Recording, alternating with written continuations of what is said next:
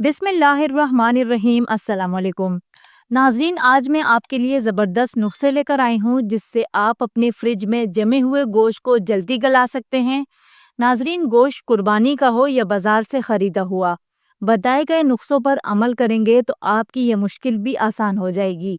गोश्त को गलाने के लिए तकरीबन 2 से 3 घंटे लग जाते हैं।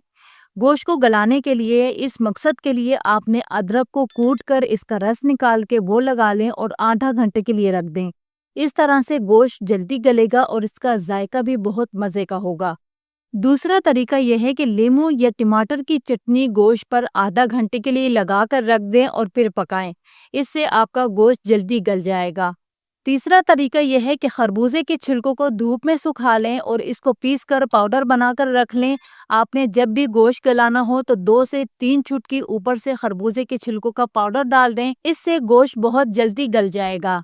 इसके अलावा समुद्री नमक को गोश्त पर पकाने से 1 घंटा पहले छिड़कें। यह नमक गोश्त को गलाने में मदद देता है, बल्कि इसकी साखत भी बेहतर होती है। इन बताए गए नुस्खों से गोश्त पकाएं, देखेंगे कितना जल्दी गलता है। इसके अलावा उबलते गोश्त में लहसुन की दरमियान में मौजूद डंडी डालने से गोश्त जल्दी गल जाता है।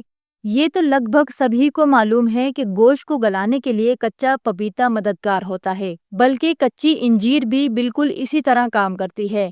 नाजरीन, ये बहुत ही ज़बरदस्त और आसान नुस्खे हैं, इसको ज़रूर आजमाइएगा। इन नुस्खों में सबसे अच्छा तरीका आपको कौन सा लगा, मुझे कमेंट्स में ज़रूर बताएं।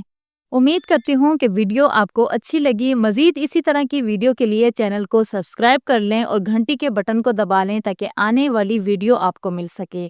अगर वीडियो अच्छी लगी तो वीडियो को लाइक और शेयर ज़रूर किया करें। अल्लाह हाफिज़।